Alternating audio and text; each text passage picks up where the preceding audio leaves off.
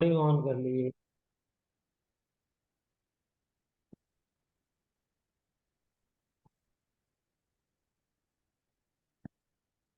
अब ये तो बेटा हमारा किया हुआ है, इसको हम नहीं करेंगे।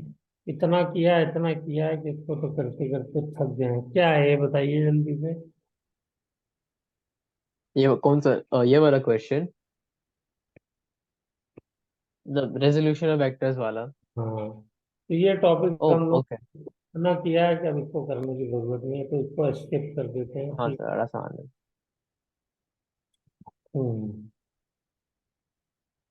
यूनिट वेक्टर वाला भी हम लोग जानते हैं कैसे निकालते हैं, तो इसको भी स्किप कर दें। यूनिट वेक्टर कैसे निकालते हैं? यूनिट वेक्टर हम वेक्टर को लेके जिसको डिवाइड कर देते हैं उसके मैग्नीट्यूड वेक्टर से। मैग्नीट्यूड से डिवाइड कर देते हैं। अब ये आते हैं हम लोग कार्टेशियन फॉर्म ऑफ वेक्टर, इसको ऑर्थोगोनल यूनिट वेक्टर भी। Yes sir. अब इसमें क्या करते हैं, एक आई कैप जे कैप के कैप की फॉर्म में वेक्टर्स को लिखते हैं। ठीक है। और आई जे के क्या होता है, यूनिट वेक्टर होता है। I is in the X direction and J is in the Y and K in the Z. तो ये हो गया। गुड। और किसी भी कार्टेशियन फॉर्म में वेक्टर हो, उसका अगर हमें मैग्नीट्यूड निकालना है तो क्या करते हैं बेटा बताइए। हाँ, इसका सर। अगर किसी कार्टेशियन फॉर्म में वेक्टर हमको दिया हो, वेक्टर क्वांटिटी। सर आपको स्क्वायर कर देते हैं और उसका रूट ले लेते हैं। बोलिए बोलिए। मतलब जो वेक्टर्स हैं उनको स्क्वायर कर देते हैं, ऐड कर देते हैं, उनको रूट ले लेते हैं एडिशन का। तो उसके आगे जो जो वैल्यूज हैं, कांस्टेंट हैं, यूनिट है, नंबर है, उसको हम स्क्वायर यस करके सर। कहते हैं और उसका अंडर रूट कर लेते हैं बस। अब इन सब चीजों में टाइम वेस्ट करने का कोई फायदा नहीं है। फाइंड द हाँ सर। वेलोसिटी और मूविंग विद 20 मीटर पर second in the direction of this.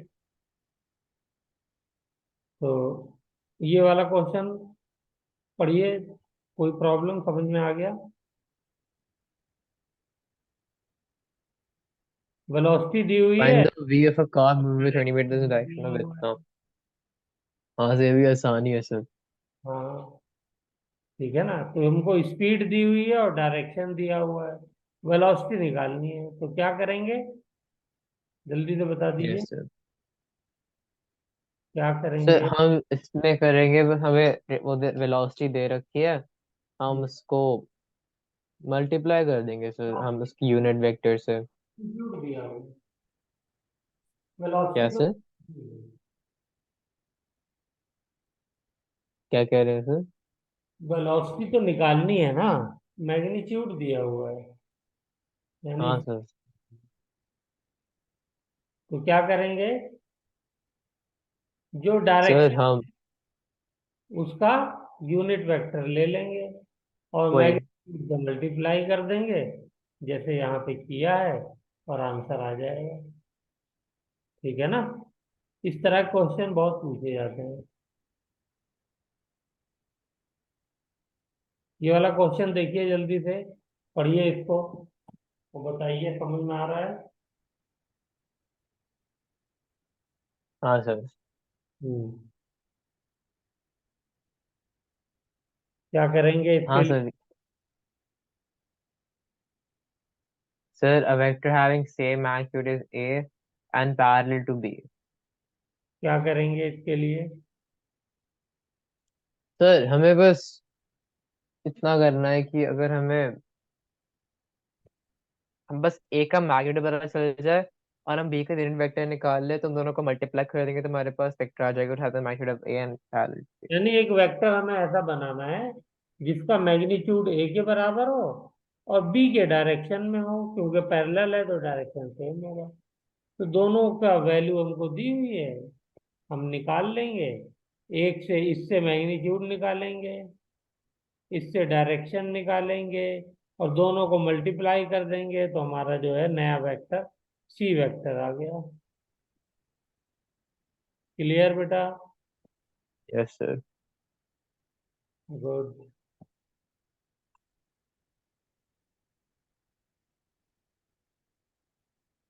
चलिए, ये वाला क्वेश्चन क्या है? हाँ, ये तो बहुत आसान है, ये तो कर लेंगे आप।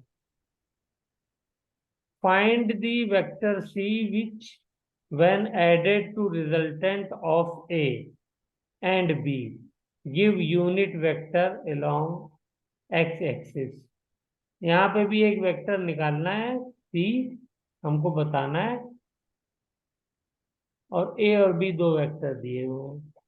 क्या करेंगे इसमें, जल्दी से बताइए।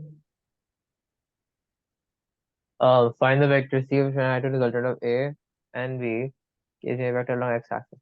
हाँ सर, हमें बस x axis का वेक्टर पता होना चाहिए, मतलब वो है i कैप। तो अगर जब उसका रिजल्टेंट का मैग्नीट्यूड मिलेगा, हम उसको i कैप से मल्टीप्लाई कर देंगे सर, बस। आई कैप से मल्टीप्लाई करेंगे? यहाँ पे लिखा हुआ है कुछ और, ध्यान नहीं दिया आपने। Which when which when added। To. Oh, okay okay okay. जब इसमें ऐड करेंगे तो क्या दे देता है, ये यूनिट वेक्टर देता है। Unit vector along x X axis। Axis, तो क्या करेंगे बताइए? तो c plus r is equals to i cap। क्या है? तो C इज इक्वल टू क्या हो जाएगा? सर c जो इसका रिजल्टेंट होगा i कैप निकालना है माइनस। तो I माइनस आर के आर हो जाएगा। Yes sir. ठीक है ना? बस, ये हो गया। बिल्कुल सही बताया आपने। चलिए,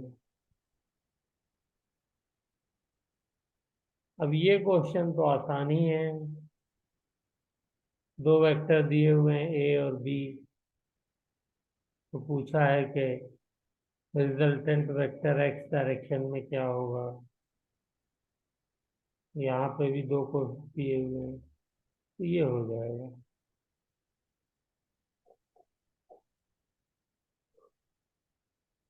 ये वाला डायग्राम हो जाएगा। Question number 5।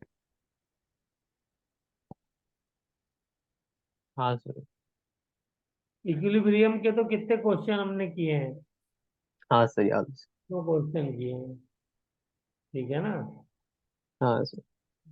Net force zero होना चाहिए, तो थीटा भी वही। निकल जाएगा और F3 भी निकल जाएगा, बाकी दिया हुआ है। ओके, चलिए, गुड। यहाँ पर भी यही इसी तरीके क्वेश्चन है। अब आते हैं position vector and displacement vector, क्या होता है बताइए बेटा दोनों के बारे में। सर पोजीशन वेक्टर और डिस्प्लेसमेंट वेक्टर। सर अगर हमें कोई पॉइंट का हमें उसका वो बता पोजीशन बतानी है हमें, तो हम ओरिजिन को एज रेफरेंस पॉइंट लेंगे, और ओरिजिन के रेफरेंस पॉइंट से हम पोजीशन वेक्टर निकालेंगे उसका। मतलब पोजीशन वेक्टर बताने के लिए हमें सबसे इम्पोर्टेंट चीज क्या है, कि कोई रेफरेंस पॉइंट लेंगे, और ये रेफरेंस पॉइंट हम लोग ओरिजिन ही लेते हैं फॉर आवर, ठीक है, ईज, अपनी यस। आसानी। तो ये हमारा पोजीशन वेक्टर हो गया। अब ये पोजीशन वेक्टर के ऊपर बेस ये सब क्वेश्चन है। तो बताइए इसमें से कोई क्वेश्चन आपको प्रॉब्लम कर रहा हो।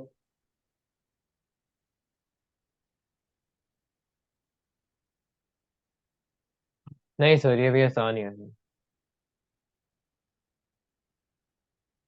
हम्म।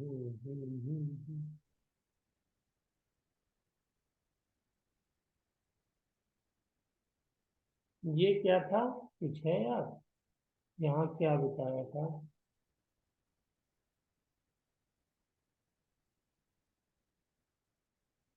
Sir C B minus A and C is equals to A minus B। ये कौन सा क्वेश्चन है सर? ये क्वेश्चन है कुछ मैंने बताया था इसमें, आसानी के लिए इसमें ये बताया था मैंने, हाँ। डिस्प्लेसमेंट वेक्टर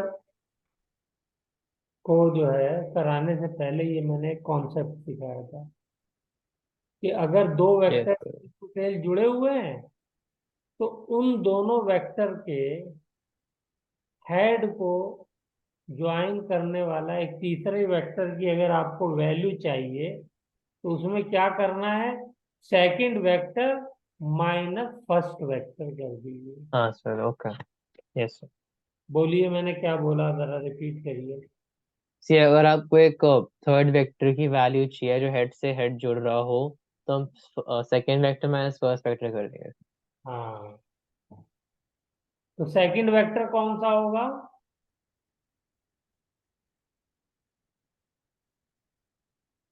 जिस वेक्टर की वैल्यू चाहिए उसके हेड की तरफ जो वेक्टर होगा वो सेकंड वेक्टर होगा। Yes sir. जहां से ओरिजिन होगा, मान लीजिए ये वाला केस है, पहला केस, तो पहला केस तो ओरिजिन ये है ना, हाँ सर। तो यहां से ये चला तो हेड यहां पर है तो इसका सेकंड वेक्टर क्या होगा, बी होगा। बी हाँ sir. Minus A is equal to C. देखिए वही लिखा हुआ है, B minus A is equal to C. Clear हो गई बात? यस सर, क्लियर हो गया सर। हम्म,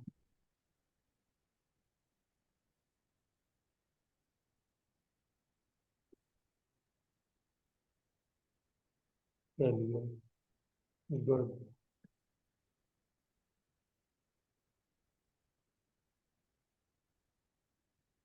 और ये वाली, हाँ, यहाँ पे एक चीज और जो हमने अभी तक सीखा है वो क्या सीखा था, ये वेक्टर ए है और ये वेक्टर सी है। तो ये अगर मैं इसमें ट्रायंगल लॉ लगाऊं तो क्या हो जाएगा, A plus C is equal to B. Yes sir.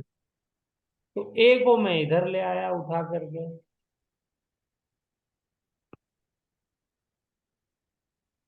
यानी ए को मैं क्या किया मैंने, राइट हैंड साइड में ले आया, तो भी ये फॉर्मूला बन गया।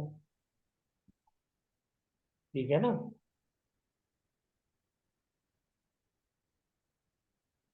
ये बात क्लियर हुई? जैसे नंबर को हम हाँ ले सर। लेते हैं इक्वल के साइन के दूसरी तरफ तो साइन हाँ चेंज हो सर। जाता है, ऐसे ही यहाँ पर हमने किया है। सेम चीज आप यहाँ यस पे सर। अप्लाई करिए दूसरे केस में, तो सेकंड वाले क्वेश्चन में तो सेकंड वाले क्वेश्चन में दिया, इस बार सी क्या और ए का है। कर दिया, क्या सर? सी का डायरेक्शन चेंज कर दिया इस बार सेकंड हाँ केस। सर, उल्टा कर दिया, तो मतलब B plus C is equals to A हो गया। हम्म, तो बी को उधर ले जाइए आप ए की तरफ, तो ए माइनस बी हो जाएगा। और दूसरा तरीका क्या है, दूसरा तरीका यह है कि सेकंड वेक्टर इसमें कौन सा है, ए, फर्स्ट वेक्टर कौन सा है, बी, तो ए माइनस बी। ठीक है, यस सर। चलिए, वेरी गुड। ये जो है वो एक अच्छी टेक्निक है क्वेश्चन को आसानी से सॉल्व करने के लिए।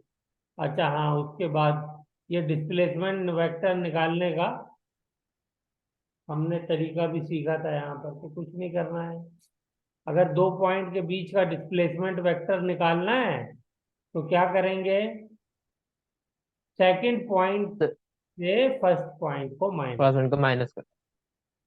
ठीक है ना, और एक्स के साथ आई लगा देंगे, वाई के साथ जे, और जेड के साथ के लगा देंगे। ठीक है, यस सर। और जब उनका मैग्नीट्यूड निकालना होगा तो स्क्वायर करके ऐड कर देंगे। ठीक है। यस। हम्म। अच्छा, एक थ्योरेटिकल क्वेश्चन यहाँ दिया हुआ है, इसको देखिए, ये समझ में आ रहा है क्या है? Which vector is independent of origin, से डिस्प्लेसमेंट। हाँ, डिस्प्लेसमेंट है। तो पी दो से डिपेंड नहीं करता। में डिपेंड करता है कि दो पॉइंट के बीच का डिस्टेंस कितना है और उनके बीच में डायरेक्शन क्या है। उसका ओरिजिन से कोई लेना देना होता नहीं है। ठीक है ना? चलिए, वेरी गुड। अब ये क्वेश्चन हमने किए थे, बर्ड उड़ाई थी इस पॉइंट से इस पॉइंट पे, तो डिस्प्लेसमेंट वेक्टर निकालना था। तो क्या किया था हाँ इसमें? सर।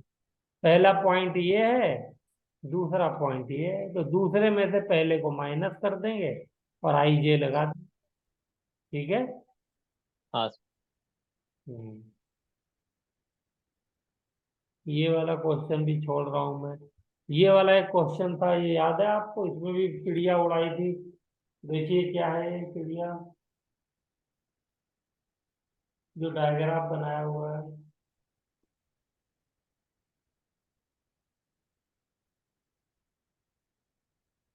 याद आ रहा है क्वेश्चन?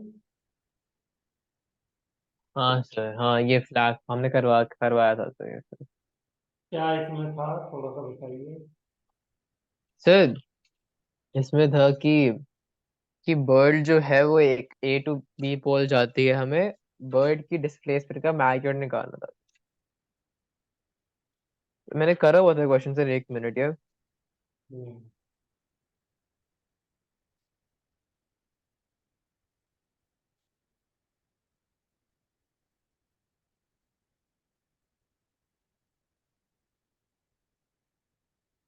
हाँ सर।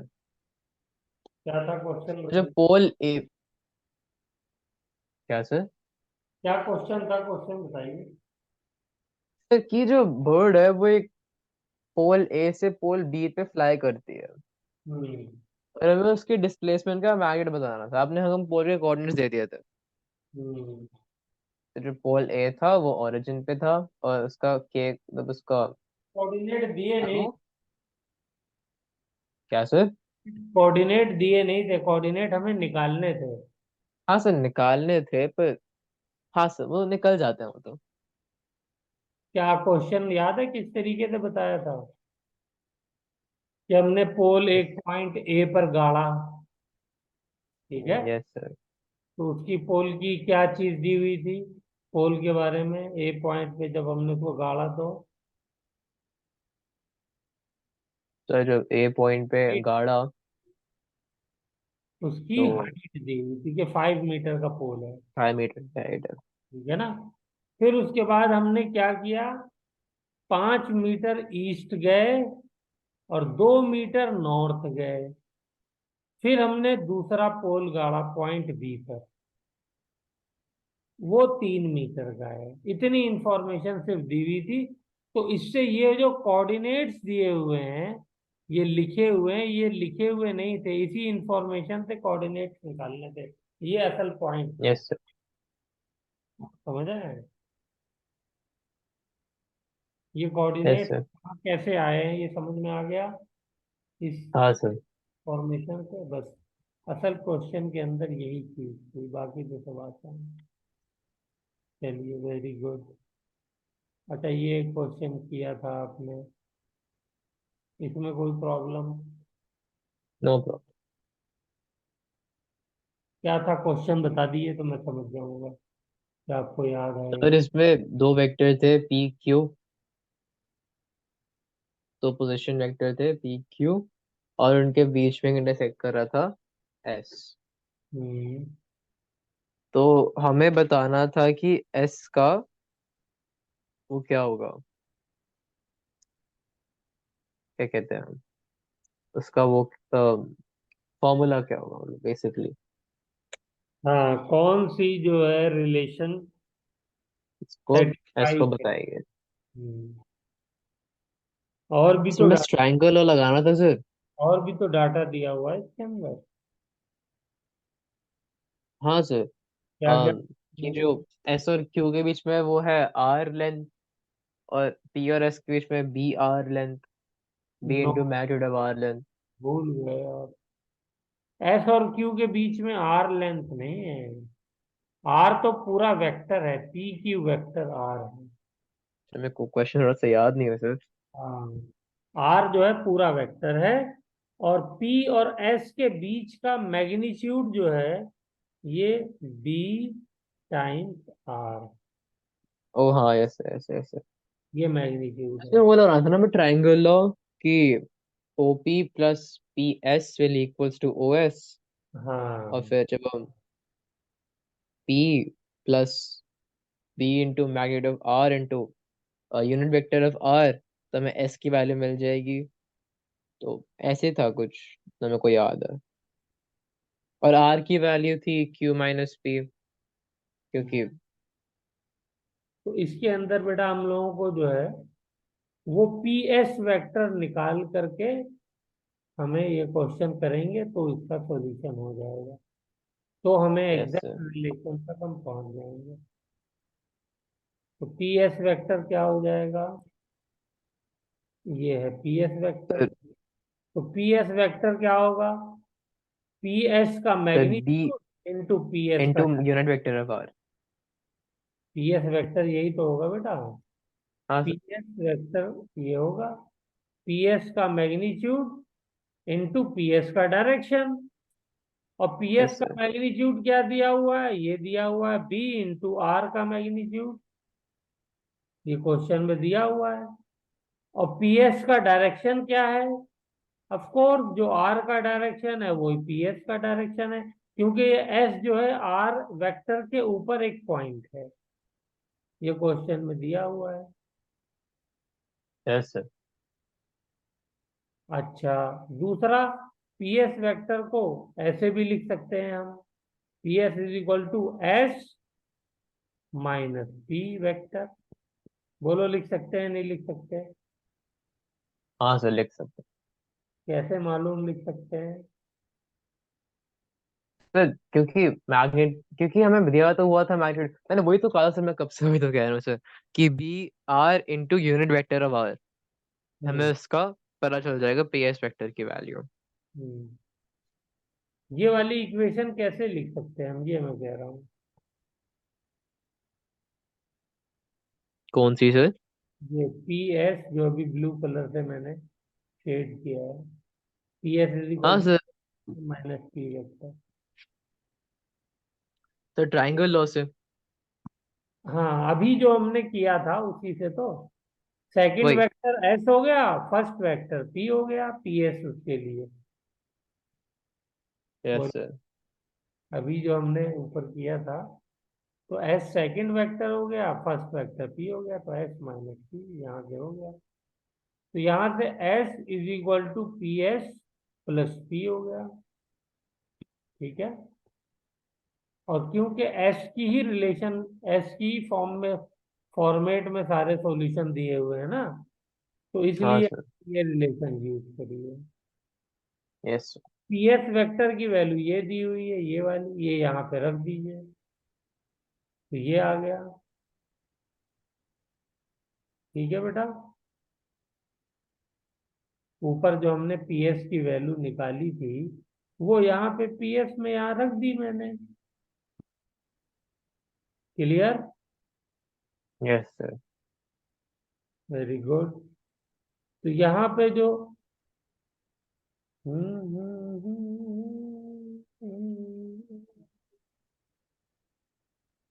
हो गया। ये मैंने यूनिट वेक्टर का साइन यहाँ क्यों लगाया हुआ है? ये तो वेक्टर होना चाहिए ना, ये होना चाहिए।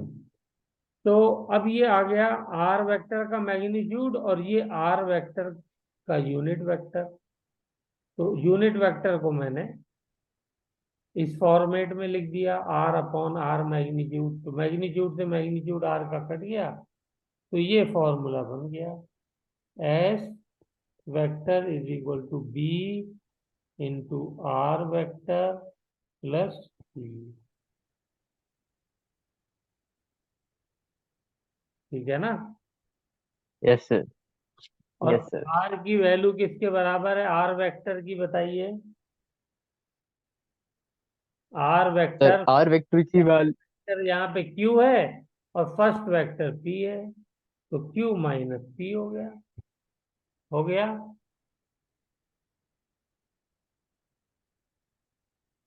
बोलिए, यस सर। आर हाँ। Vector equal to Q minus P, समझ में आ गया। Yes sir.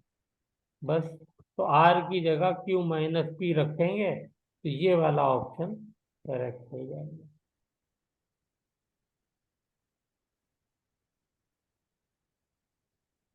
ठीक है। Okay sir. नहीं नहीं, ये वाला नहीं होगा, ये वाला, मतलब फाइनली ये आएगा और यही हाँ ऑप्शन। फाइनली क्या है? फाइनली आना चाहिए S is equals to 1 - B into P plus B Q. हाँ, प्लस बी के। चलिए बेटा, अब आ जाइए स्केलर प्रोडक्ट। तो ये तो बहुत आसान है। हाँ। ठीक है ना। स्केलर प्रोडक्ट, कोई भी दो वेक्टर का स्केलर प्रोडक्ट हम करते हैं तो क्या हो जाता है, उन दो वेक्टर का मैग्नीट्यूड का multiplication magnitude. To cos theta. ठीक है। Yes sir. इसमें हमारा वर्क है, ये स्केलर प्रोडक्ट होता है फोर्स और डिस्प्लेसमेंट वेक्टर्स का। पावर है तो ये फोर्स एंड वेलोसिटी का स्केलर प्रोडक्ट होता है। ठीक। ठीक सर। फिर ये स्पेशल केसेस हैं, थीटा 0 होगा या 180 होगा या 90 होगा तो क्या वैल्यूज होंगी। थीटा अगर 90 से छोटा होगा तो वैल्यू पॉजिटिव होगी, 90 से बड़ा होगा तो वैल्यू नेगेटिव होगी। इन सब बात में कोई yes problem. Sir. No problem. और इसको किताबों में ऐसे भी डिफाइन किया होता है, A dot B is equal to, बोलिए पढ़िए इसको जल्दी से। Sir A dot B is equals to A A B cos theta. अगला वाला पढ़िए, अगली line. A complement of B along A. Complement, complement मतलब perpendicular of B along A. Component होगा बेटा। अच्छा component. Hmm, component of B along A, okay A sir. Vector. हाँ क्योंकि अगर हाँ। क्लियर। यस। उसका उल्टा जरा बोल के बताइए, दूसरे तरीके से। B component of A along B. Sorry B component of A along B.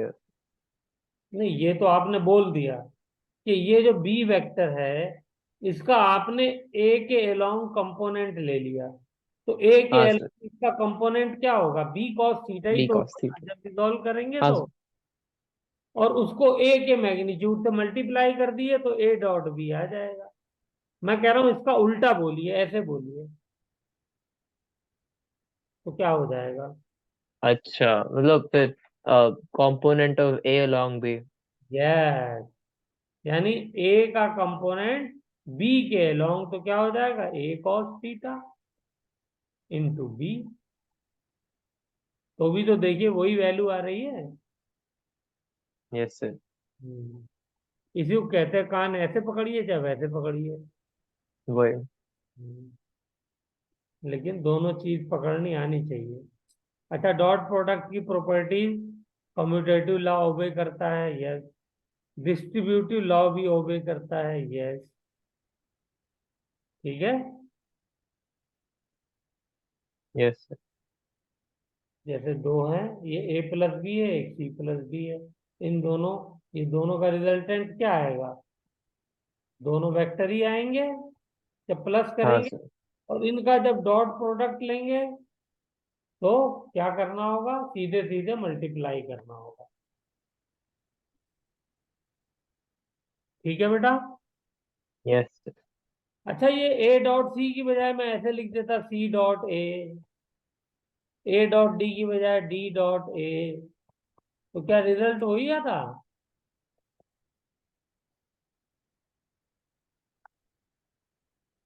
Hmm. Yes.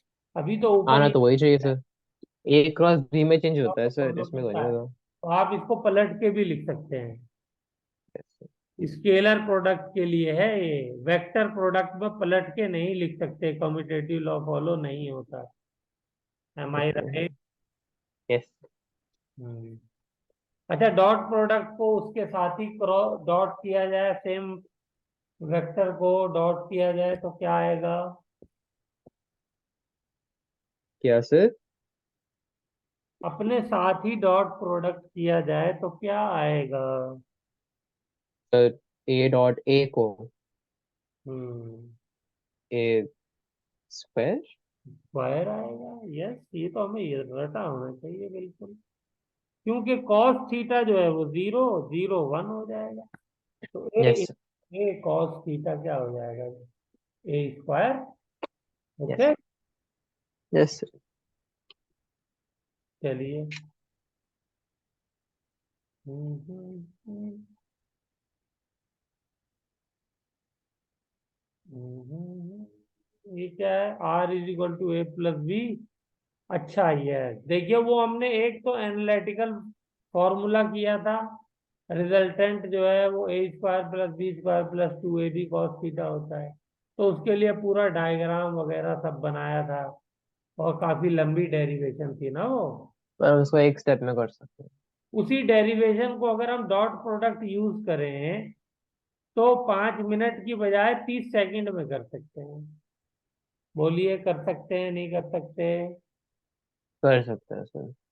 क्या करना होगा? सिर्फ डॉट करना होगा बस। ए प्लस बी को आपस में एक बार सेम डॉट कर दिए तो आंसर ये आ जाएगा। बोलिए, आएगा? Yes sir. देखिए जल्दी से निगाह डालिए, आ जाएगा नहीं आ जाएगा? हाँ सर। चलिए, हाँ सर। तो बेटा ये हमने जो है डॉट प्रोडक्ट तक कर लिया है, और टाइम भी खत्म हो गया है। चलिए ये वाला क्वेश्चन करके दिखाइए जल्दी से, question number 5। If a1j plus a2j is a unit vector of perpendicular to 4i minus 3j, then तो फाइंड क्या बताना है sir? Then find. A1 A2 की वैल्यू बतानी है। Okay sir.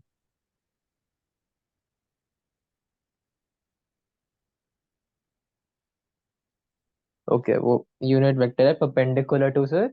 अच्छा ओके। तो मतलब a1i plus a2j dot 4i-3j zero होगा। तो फिर तो हो ही गया सर। मतलब 4a1 plus, sorry, 4a1 minus 3a2 is equals to zero. और अगर वैसा हो गया तो फिर 4a1 is equals to 3a2, a1 is equals to 3/4a2। और अगर इस वैल्यू को पुट कर देंगे तो हमारे पास उसका आंसर आ जाएगा।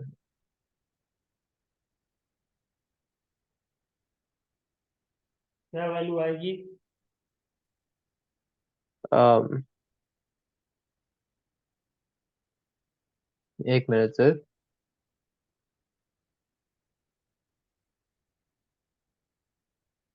परपेंडिकुलर से A1 A2 के आपस में रिलेशन आ गया, वो तो आपने कर हाँ सर। 0.6 और 0.8। कैलकुलेट। सर 0.6 और 0.8। 0.6 एंड 0.8। Yes sir. चलिए, अब ये आपके ऊपर छोड़ दिया मैंने। तो 12 दो इक्वेशन ये बन गई, इक्वेशन नंबर 1 और ये इक्वेशन नंबर 2। दो वेरिएबल है, दो इक्वेशन है, इससे हम वैल्यू निकाल लेंगे। Okay sir. ठीक है ना? यस। अच्छा, ये तो वेक्टर की फॉर्म में है, तो इससे कैसे इक्वेशन निकलेगी? क्या सर? ये तो वेक्टर की फॉर्म में है, तो इससे कैसे वैल्यू निकलेगी? किससे सर? a1i प्लस a2j से। हाँ, एक रिलेशन तो आपने परपेंडिकुलर है तो मल्टीप्लाई करके जीरो कर दिया डॉट प्रोडक्ट करके, तो एक इक्वेशन बन गई। दूसरी इक्वेशन कैसे बनेगी? सर यूनिट वेक्टर है, तो मतलब इसका मैग्नीट्यूड जो है 0 है। तो फिर अगर हम इसका मैग्नीट्यूड जीरो। निकालेंगे तो आएगा हमारे पास ai² + a2² अंडर रूट, मतलब a1² + a2² is equals to 1। मतलब इसका ये हो गया कि जो आर की वैल्यू है वो है 1, और इसका हाँ, जब हम आर निकालेंगे तो क्या हो जाएगा? A1² plus A plus two a2। Square plus 2 A1। नहीं सर, वो क्यों होगा सर?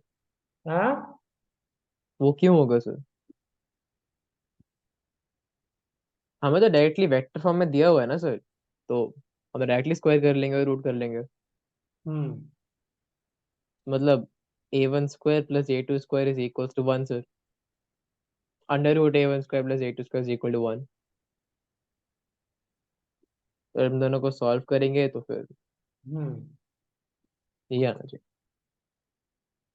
ठीक है, चलिए ऐसे कर लीजिए। मैं तो समझा रहा था कि ये देखिए, ये जो है वो cos 90 हो जाएगा, क्योंकि यूनिट वेक्टर है तो ये R1 है, तो इसका स्क्वायर कर देंगे तो A1² plus A2² is equal to 1 आ गया।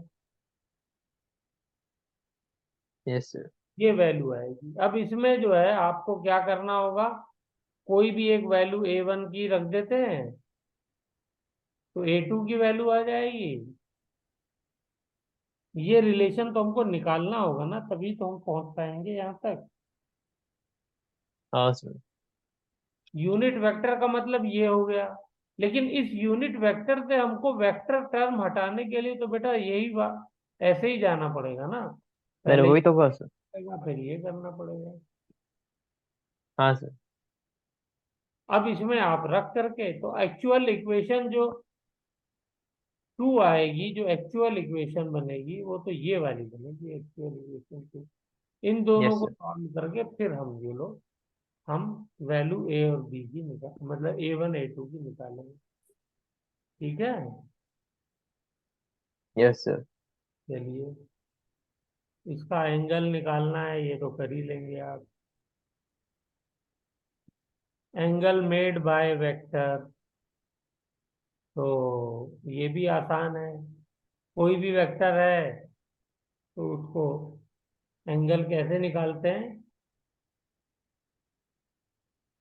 सर कोई वेक्टर है तो cos अल्फा मतलब ax upon magnitude of the, मतलब मैग्नीट्यूड ऑफ द हाँ, वेक्टर। तो जिसके साथ अगर एक्स एक्सिस के साथ एंगल निकालना है उस वेक्टर का, तो एक्स वाले कंपोनेंट को उसके मैग्नीट्यूड से डिवाइड कर दिए।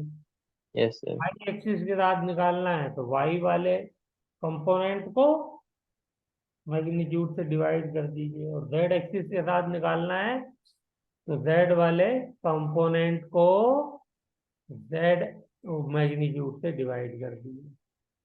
क्लियर है? Yes sir.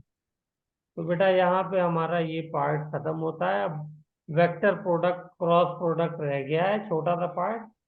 तो कल हम लोग इसको खत्म करेंगे, और यूनिट एंड डायमेंशन भी कल खत्म कर देंगे। Okay sir. ठीक है। ठीक। चलिए, okay, good night. Okay sir, good night.